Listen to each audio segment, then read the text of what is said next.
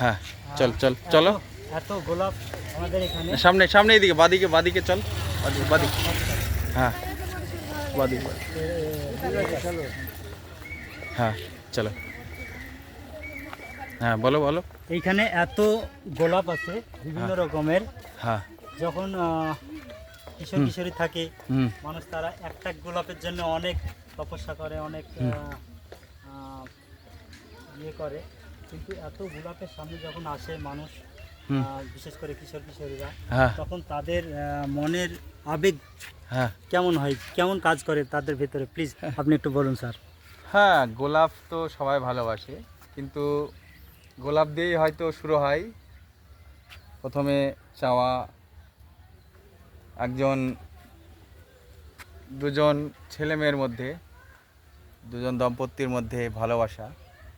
এই রেড রোজই হয়তো তাদেরকে সুখের জগতে নিয়ে যায়।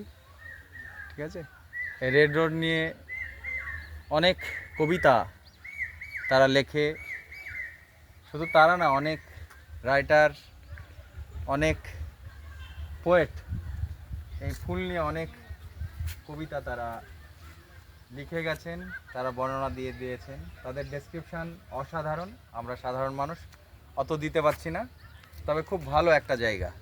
আমরাও অভিভূত হয়ে যাচ্ছি, ভাষা পাচ্ছি না বর্ণনা করার জন্য। ওকে, হ্যাঁ ঠিকই আছে, এত গোলাপ ফুটে আছে, অসাধারণ অসাধারণ, সত্যি দেখার মতো জায়গা। গোলাপের মধ্যে একটি গোলাপকে বেছে নিতে হবে। Okay okay, thank you.